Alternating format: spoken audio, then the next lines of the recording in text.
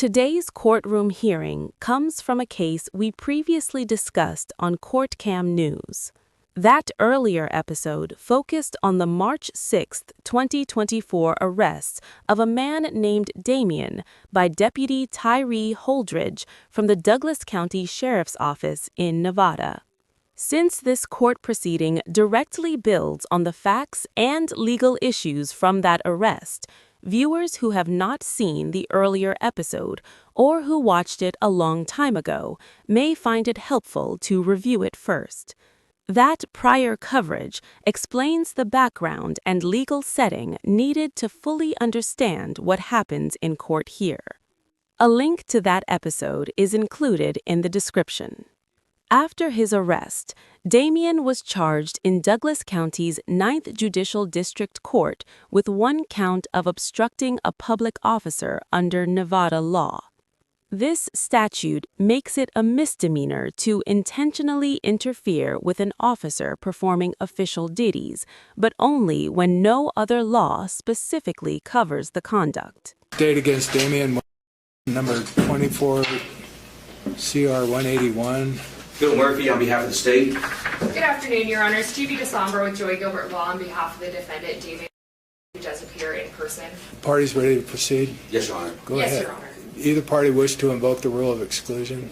No, Your Honor. Your Honor, the defense would invoke the rule of exclusion. Okay, the rule of exclusion's been invoked. What that means is that if you're here to testify in this case, then you can be inside the courtroom when you're testifying and not otherwise. And you can't discuss your testimony among yourselves or with anyone else except the lawyers in the case. So who's your first witness, Mr. Murphy? Deputy Tyree Holdridge.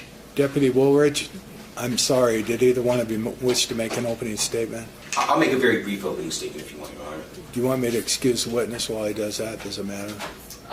It does not matter to the defense, Your Honor. Okay. I'm just going to briefly reiterate the criminal complaint. Mr.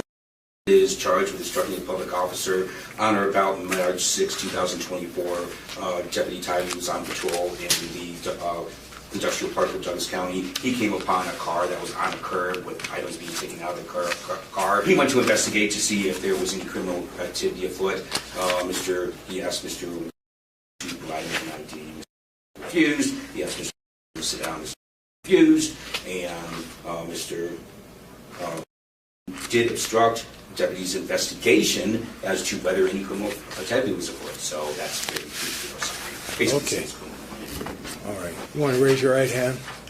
Do you swear under penalty of perjury the testimony you're about to give is true? Yes. Okay, have a seat up here. And tell me your name and spell your last name. Tyree Holdridge. It's Holdridge. Thank you. Deputy Holdridge, how are you currently employed? I'm employed by the Douglas County Sheriff's Office and assigned to the Patrol Division. And were you on patrol on March 6, 2024? Yes, I was. And where were you on patrol?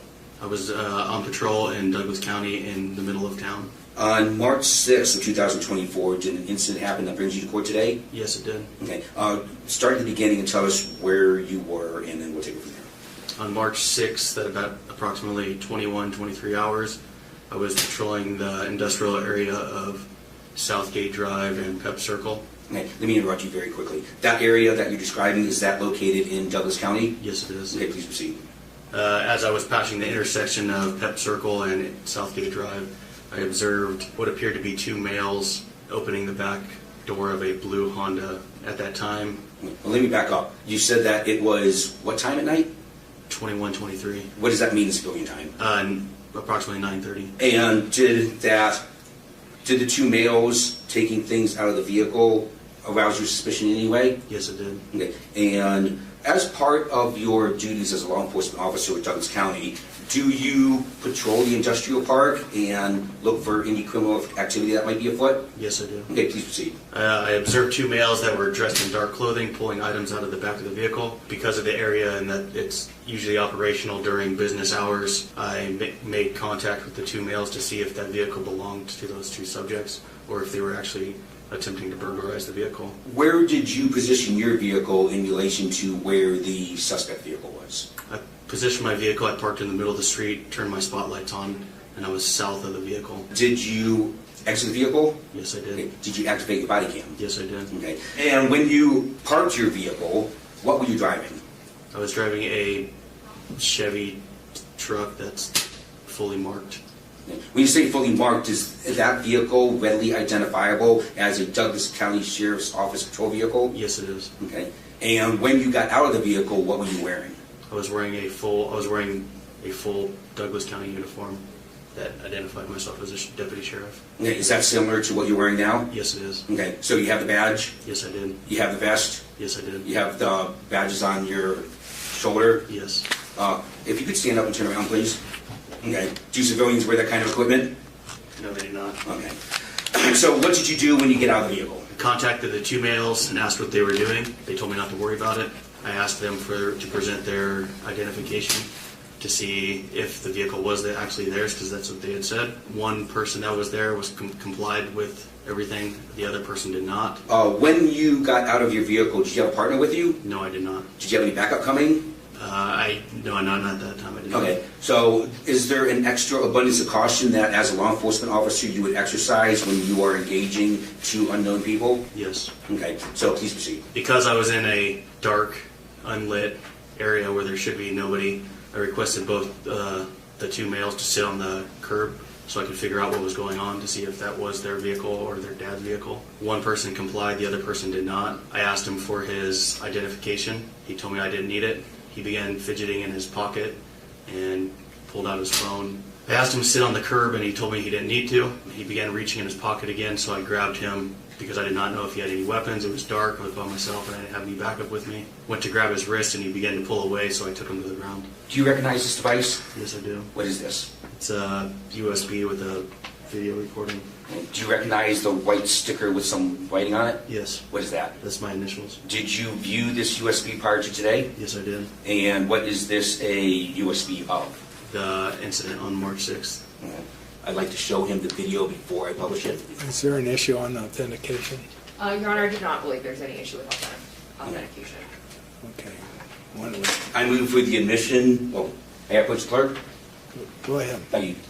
Now I move for the admission of State's Exhibit 1. Is there an objection? No objection, Your Honor. Are the right buttons still pressed here? Looks like they are. Good. What are you guys doing? So Deputy Deputy Holdridge, do you recognize this video? Yes, I did. Is this the video that you previously watched in my office? Yes, I did. Okay. And is this the same video that you put your initials on? Yes, it is. Okay. Having viewed this video, is it a true and accurate representation of what happened on the evening of March 6, 2024? Yes, it is. Okay. And if you can identify where this video came from? Came from my body camera. Okay.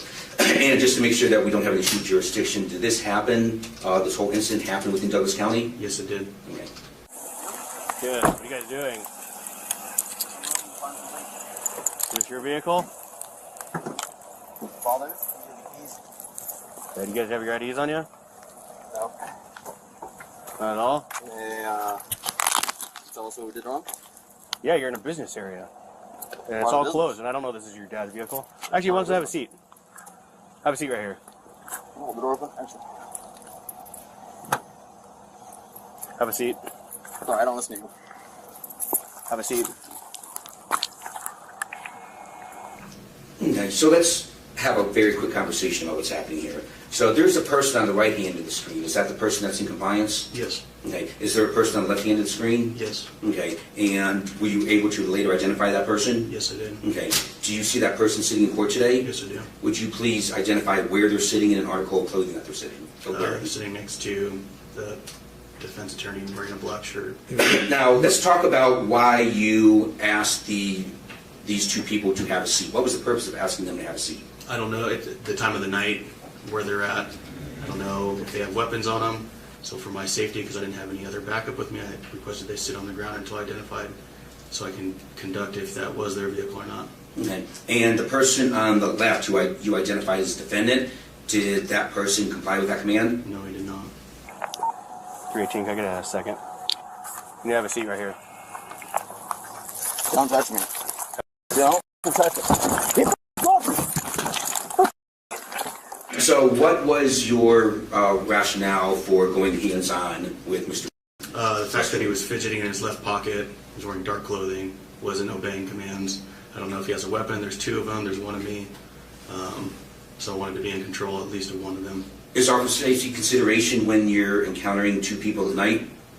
Yes. Just to back up to make sure I understand your testimony, is you encountered this situation. What was the purpose of asking those people for the identification? To confirm if they were the registered vehicles of the owner or if they have the same last name as the registered owner on the vehicle. Okay, so you attempted to investigate. Yes. But Mr. interfered or obstructed your ability to do that investigation. Yes. And then you gave him a command to sit on the ground. Is that correct? Yes. Did he refuse to do so? Yes.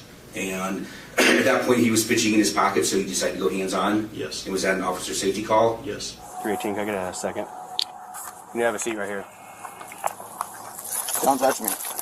Don't touch it. Get the off me. 10-10. There's a cop on me. Get him off. I said get on the ground. All right? There's a cop on me. Get him off. You're choking me. Get him off.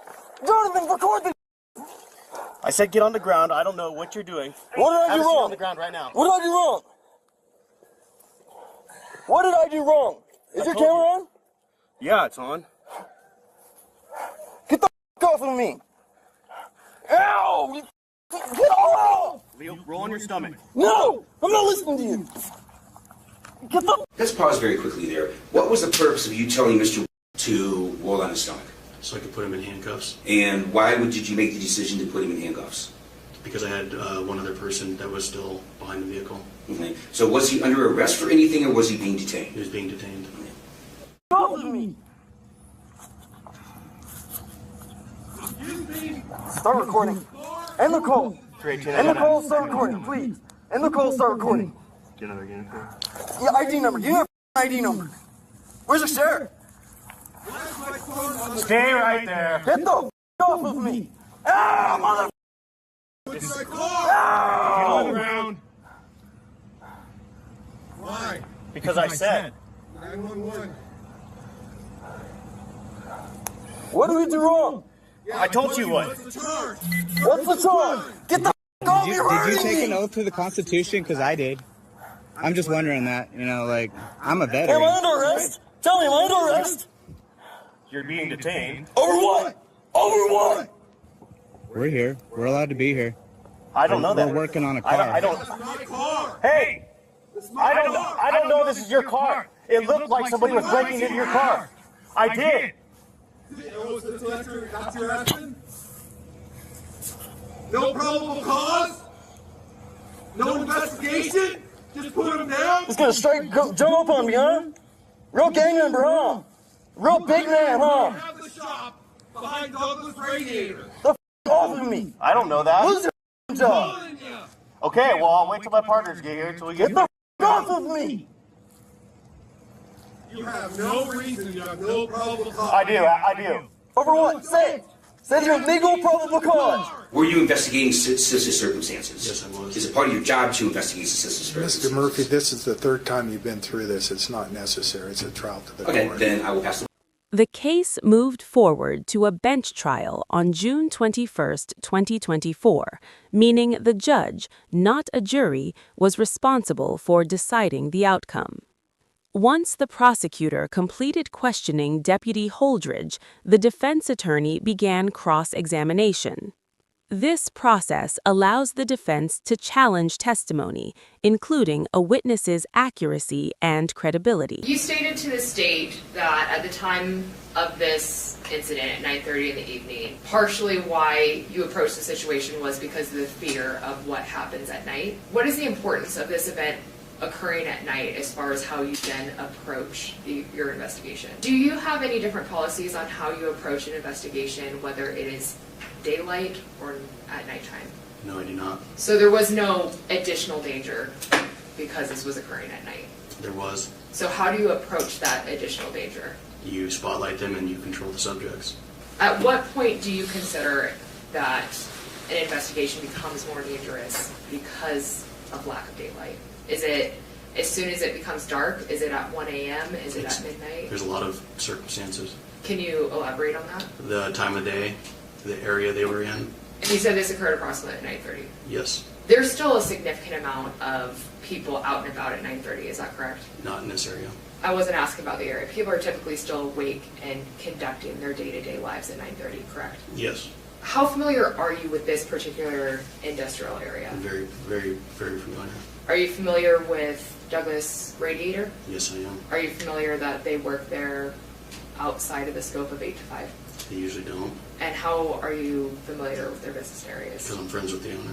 When you approach the subjects, do you recall one of the subjects presenting car keys? No, I do not. Can we replay the body camera owner? You guys talk between yourselves. I don't direct that. And we previously reviewed your body cam footage already in court. Yes. If we reviewed the footage, would you recall if either of the subjects presented car keys? If I wash their hands, I guess so. Here we go. Good. What are you guys doing? Is this your vehicle? Father? Do you guys have your IDs on you? No. This is the same body cam we reviewed earlier, correct? Yes. Do you now see one of the subjects holding up a pair of keys when you Yes. approach the vehicle? During this questioning, the deputy stated that neither individual showed him the vehicle keys. The defense responded by showing body camera footage to help refresh the deputy's memory, a common courtroom practice used when a witness claims they cannot recall specific details. After the deputy was excused, the prosecution ended its case, having presented only one witness. The defense then called Jonathan Hollingsworth, who was with Damien at the time of the arrest, to testify on Damien's behalf. Following testimony, both sides delivered closing arguments. These statements are not evidence, but instead summarize the testimony and explain how the... Did you see those keys at that time? No, I did not. Did you recall either of the subjects stating that it was their vehicle? They stated at it, but if you look at the vehicle, it's not parked in a regular parking spot. It's parked halfway on the street. It could have been stolen. They could have had the keys. Did you take any additional action to ask them about the keys or about their ownership of the car? I didn't even see the keys. Did you ask them any additional questions about their car? Or their Not after ownership of the car? Mr. became uncooperative. Is there any way you could have identified their legitimacy to the car outside of an identification? If they would have provided their identification. Is there any additional way you could have There's legitimized? yeah, I could have. How would that be? They could have complied. Is there no other investigation you could have taken to establish legitimacy of the ownership of the Once they car? become uncooperative, it became an officer safety issue. I'm not going to walk back to my car and turn my back to two people that are wearing dark clothing in a dark, unlit industrial area. What is your reasonable suspicion that a crime is occurring at this? That they're breaking into a vehicle. What is the reasonable suspicion for you to have made a determination that they are breaking into a vehicle? That it's in a dark, unlit business area. The car is parked not in a parking spot. It's parked halfway on the sidewalk. They're not answering any questions. They're wearing dark clothing, and they're in a business area where there's no people. Do you recall what date this occurred? Yes. What is that? March 6th. And that is typically a cold time of year, right? Yes. Typically a time when people wear sweatshirts. Yes. Was there anything out of the ordinary that they were wearing sweatshirts? I mean, I was wearing a short sleeve that night. It wasn't that cold. But it's early March, and it's typically cold at night. Yes. So you determine, based upon dark business area, people approaching a car, that's reasonable suspicion to then identify an investigation of a burglarized car. Yes. So do you approach people in any dark business parking lot regarding burglarizing a car? Yes, I do. Any person that is in a dark parking lot Yes, I do. at night. That's my job. I don't know. When you approach a subject who is not burglarizing a car and is merely in an after-hours business parking lot, are they typically happy about compliance? Yeah. 100% of the time. Well, not 100%, because here we are. Every time I've contacted somebody, they are more than willing to comply to show that it is their vehicle that they're not breaking into. I mean, look at that subject compared to the other subject. The other subject complied and he sat down. He wasn't arrested. This subject didn't comply with verbal commands and he was arrested. Did you conduct any further investigation into the ownership of the car following this body cam? I did after my partners arrived on scene. And what did you determine? That the vehicle belonged to the father. It wasn't stolen. No, it was not. It was not burglarized. No, it was not. Was my client trespassing? I don't know. Were you able to determine was he trespassing? He was not. Later it was. He was not trespassing. but at the time I did not know that. Is it safe to say that outside of this charge that we're here on today, or March 6th of 2024, that my client was not engaged in any unlawful conduct? Yes. If he would have complied, it would have been a 2-minute contact. That's not what I asked. Thank you. Are there any Douglas County policies on de-escalation? Yes. What are those policies? If a person doesn't verbally listen to verbal commands, you take the next step up above. What does that mean? He didn't verbally comply, so I went hands-on. And that's the policy of Douglas County? Yes. That you go hands-on following any refusal? Yes. You always stay one step up above what the subject's actions are. And that's considered Douglas County's de-escalation policy? Yes. Are you familiar with the word de-escalation? Yes. So you are testifying that escalating a situation is Douglas County's de-escalation policy? I'm not going to sit there and de-escalate and have him pull a gun out and shoot me. Nothing further from the defense, Your Honor. Okay. Any redirect? Just very briefly, a question was posed to you about when you make contact with people, potentially in parking lots, after hours, in the dark. Are those people generally appreciative that you're making sure that their cars aren't getting busted into? Yes, they are. Thank you for your testimony. I pass the witness. No follow-up, Your Honor. Okay. Can the witness be excused? Yes, Your Honor, and not subject to recall. I'm not using it. Okay, you're excused. Thank you. Deputy Holdridge is then excused from the stand, and the prosecution rests its case, having presented only a single witness. With the state's evidence complete, the defense has the opportunity to call witnesses in Damien's defense. Though Damien is under no obligation to present any evidence at all, the defense elects to call Jonathan Hollingsworth, who was with Damien on the night of his arrest, to testify. Do you have any witnesses or We do, Your Honor. We evidence? do have one witness. Okay. It would be Jonathan Hollingsworth, Your Honor. Okay, Mr. Hollingsworth. You want to raise your right hand for me, please? Do you swear under penalty of perjury the testimony you're about to give is true? It's true, Your Honor. Good morning, Mr. Hollingsworth. Are you familiar with Damien? Yes. How are you familiar with him? I've known him since he was like 3. So, for a lifetime. Yeah, he's a family friend. So you would consider him a friend then? Yes. Are you familiar with Douglas Radiator? Yes. Do you spend time there? Yes, I help work on cars there. And what's Damien's relationship to Douglas Radiator? He works there off and on too. When you're there, are you often working with this? Occasionally, yeah. Were you at Douglas Radiator on March 6th of 2024? Yes. What were you doing at Douglas Radiator on March 6th? I was working on a car. Were you there all day? I was there till about 11 o'clock at night. And were you with Miss on that day? Yes. Were you working on a car together? Yes. What was the plan after you guys completed working on the car? The plan was to go to the car and grab the bedding because there was a loft in the shop. That's where we would stay until we could work in the morning. So I'm going to back you up a little bit. So you were working on a car?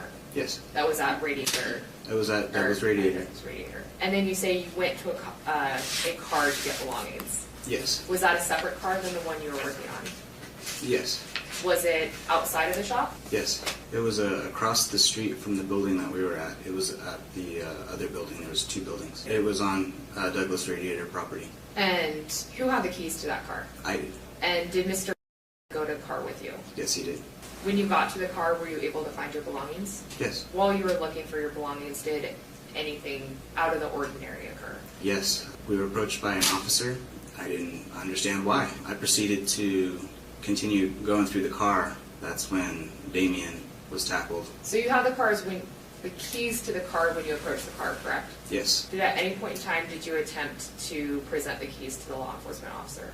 I showed him the keys. Were you surprised by law enforcement's presence? Yes. Was there any reason to believe that you needed law enforcement assistance? No. Did you believe that you were participating in any sort of criminal act? No. And just to reiterate, had that night gone as planned, you were going to stay the evening at Douglas Radiator? Correct. With Miss. Yes. Nothing further, Your Honor. Mr. Murphy, I don't have any questions for this witness. you can step down. Can he be excused? Yes, Your Honor. You're excused, Mr. Hollingsworth. Thank you for coming in. Do you have anything else? Nothing further, Your Honor. Okay. The law should be applied. In bench trials, closing arguments often focus more on legal standards since the judge weighs both facts and law. The defense argued that refusing to provide identification does not qualify as obstruction under the statute used in this case, because Nevada law already addresses that conduct under a different statute. Since the obstruction law applies only when no other statute governs the behavior, the defense maintained that the charge was Your closing remarks. Thank you, Your Honor. So, on the evening of March 6, 2024, Deputy Holbrook was on patrol with routinely checking the industrial park, make sure no criminal activity was afoot. He, as the video shows very clearly, it's completely undebatable, is he was patrolling, he saw a car parked in a weird way. It wasn't parked in a parking stall, it was parked on the side of the street with part of it hanging into the gravel where the sidewalk is. So he did what he is paid to do. He started an investigation. He developed a reasonable suspicion that there may be criminal activity afoot. So he parked his vehicle in a way that he could try and see what was going on. He was in his law enforcement vehicle. He was dressed in... I forgot to ask him, Mr. Murphy, one of those black pickups with the stenciled sides, or is it a black and white one where you can tell it's a cop car? When I went through the direct examination, I asked to know if there was the markings on the side and if it had the lights on the top, and he acknowledged that they were. Okay. And so he was unmistakably a law enforcement officer. He tried to do an investigation, and he asked them for their identifications. There is always a compromise for officer safety and taking into consideration the feelings of the public when you want to see if a crime is afoot or not. Of course, you don't want to hassle people that are doing nothing wrong, but you also have to make sure that you're going to go home that night and that somebody's not going to pull out a weapon and kill you. So there's a compromise that has to be made. So Deputy Holbrook started his investigation. He asked him for identification. The last witness, Mr. Hollinsworth, started to comply when they didn't produce their identifications, and Deputy Holridge told them to sit down. Mr. Hollinsworth started to do that, but Mr. said, no, I'm not doing that. Well, based on the time of night, the situation that they were in, and Mr. blatant disregard for the deputy's commands, the deputy again said, no, tried to get him to comply before he went hands-on. Mr. wasn't having any of that. Mr. quite frankly had an attitude, and he says, no, I'm not going to do what you tell me to do. So deputy went hands-on. It was a sticky situation, and he did what he had to do to protect himself. As the deputy testified, it was dark, and he could not tell if they had any weapons. Well, we're not debating whether reasonable force or not. What we're debating really is reasonable suspicion to interfere with their liberty by asking for identification, correct? Well, there are two cases that associate that. One is the Hypo case for the United States Supreme Court that stated that if an officer or law enforcement has reasonable suspicion that a crime exists, then that person is obligated to identify themselves. And that's been codified in the Nevada Revised Statute, which I call the Hypo statute, which states that if an officer has reasonable suspicion to determine that there is criminal activity, then that person is required to identify themselves. Okay, I understand. When the deputy was investigating as to whether this car was being burglarized, Mr. completely shut down his investigation. So let me ask you something, Mr. Murphy. Do you think it supports an obstructing charge if someone declines to identify themselves? Forget about the physical restraint. Forget about the time of day. If a person declines to identify themselves in that circumstance, does that constitute the crime of obstructing? It does, Your Honor. And because the United States Supreme Court has stated that if an officer has reasonable suspicion and he's investigating a crime, that person is legally obligated to identify themselves. Nevada the Supreme Court case was in the context of a motion to suppress evidence that was recovered and subsequent to that point. I'm just asking if it's obstructing to not identify yourself. It is, Your Honor. Okay. So the deputy did what he could do. Mr. wasn't going to let the deputy do his job, so the deputy had to go hands-on with him. So because he failed to identify himself, which he is legally obligated to do, and when the deputy went hands-on with him for officer safety reasons, Mr. refused to put his hands behind his back and accept the detainment while the deputy tried to conduct his investigation after the fact. So based on the evidence presented, I've submitted to the court that all the elements of obstructing have been proven and asked that Mr. that the court find Mr. guilty of the crime of obstructing. Go ahead. Your Honor, I would first like to address the question that you addressed to the state regarding identification as a means of obstruction, and our argument would certainly be that identification does not fall under this NRS of 197 because there's a more reasonably applied statute at 199 of identification. The NRS has these two different crime What's charges. one in 199? And Your Honor, I was just pulling it. After hours, industrial area, reasonable suspicion to initiate an investigation that would then require my client to identify himself. Okay. And that kind of takes us back again to that argument that even if identification is going to be considered an obstruction, that would have been better charged under the 199. And that under this NRS as charged, failure to identify is not going to rise to the level of obstruction or resisting. Okay. Thank you, Your Honor. Proper. At the end of the trial, the judge found Damien not guilty. While the court believed the deputy had legal grounds to detain Damien, it concluded that Damien's actions did not meet the legal definition of obstruction. This outcome highlights how legal decisions can vary, especially when they... Mr. Murphy. Just very briefly, it appears that this is an argument about reasonable suspicion.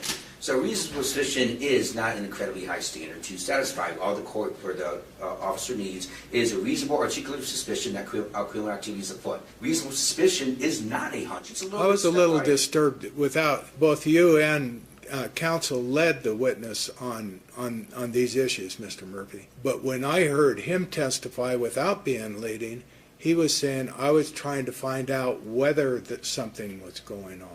Right, and I know that's not only a manner of speaking, but I don't think that police officers have a right to interfere with someone's liberty to find out whether they're doing something wrong. I think they can only interfere with their liberty if they have a reasonable suspicion that something's going on. And I completely agree with you, and that is the standard. It sparks suspicion to think, why are these people taking items out of a car that's parked in the industrial park when it's closed? That in itself is reasonable suspicion. Add that on top of the fact that the way the car was parked in a weird way, he had a duty to investigate. This wasn't some arbitrary fascist dictatorship that said, search everybody and see if they're up to no good. Well, that's what their argument is, though, isn't it? It's that once somebody says, this is our car, the inquiry is over, and I don't have to show you my ID or tell you what I'm doing. Isn't that what she argued? That's what they're arguing, but based on the testimony. But if he did show her the keys, if he said, wait, this is my car, this is, everything's okay, it's our car, at that point, what reason is there to proceed with the investigation? Because based on the way the encounter went down, the way you demonstrated is the way that it wasn't testified to that happened that way. But your way is a very calm, articulable way to say, hey, this is our car, we're not breaking into anything, but that's not what happened. He testified that he did not see any keys. He testified that he didn't hear anything well, he about this didn't see it because he was trying to maintain control of the situation, and his focus was on the individuals. Perhaps, but or else he's misremembering the situation. But what we can't do is we can't put evidence where evidence doesn't exist. What he testified to, what Deputy Holdridge testified to, is he didn't see the keys. The deputy does not have that information to process to take into consideration. The deputy proceeded exactly how he was supposed to proceed. Once he satisfies himself that there's no criminal activity, then there's no need to continue and maintain control. That would be the case. But wouldn't it be totally subjective? Well, if we got to that point, but the point being is Deputy Holdridge... I'm wondering if he got arrested because he was being a jerk instead of because he was doing something wrong. No, because the deputy did testify today that if he had just shown his identification, he could have run the vehicle and made sure that there was no criminal activity afoot. He would have been out of there in, I quote, 2 minutes. Right. So, it was not Deputy Holdridge's ambition to just hassle people. He was... Oh, I'm sure he wasn't trying to hassle them. I agree with you 100% on that. This is somewhat difficult for me, but not too difficult. First, I have to tell you, I've never understood why every circumstance like this has to result in prosecution for a crime. I don't think they've proven that you are guilty beyond a reasonable doubt, but I can tell you this. If you think you're going to sue these guys, you got another thing coming. I have a brother-in-law who acts exactly the same way you did, although he grew up poor and Mexican in Las Vegas. But he's got a chip on his shoulder about the cops, and the minute they talk to him, he turns into a jerk, and he starts giving them lip, and it's a wonder he hasn't been taken to the ground and thrown in jail half a dozen times. And if you keep doing that, you're going to go to jail a half a dozen more times. So I'm not saying you did the right thing or that the officer did the wrong thing. I'm saying that under constitutional standards, I think he had a reasonable suspicion that criminal activity was afloat. And I think he had a right to approach you and ask you who you were and what you were doing. I can't find beyond a reasonable doubt that you committed a crime in the way that you didn't comply with his direction. But I'm not going to say he did the wrong thing or that you did the right thing, and I hope you can hear me. This case doesn't need to go any further. One of the things I hate about our modern era is the militarization of law enforcement. And they feel they're under threat, and they have a good reason to because of circumstances that occur. And so if they ask you who you are and what you're doing, just tell them. And then you don't have to worry about coming to court and hiring lawyers and worrying about what's going to happen next. Anyway, you're not guilty. The bail's exonerated. Thank you both, counsel, for excellent legal work for both of you. They involve flexible standards that depend heavily on how facts are interpreted. This case serves as a reminder that even when laws appear clear, courtroom outcomes can still be unpredictable. If there's another case or courtroom moment you'd like us to examine, let us know in the comments. Thanks for watching, and don't forget to subscribe to support informed public discussion.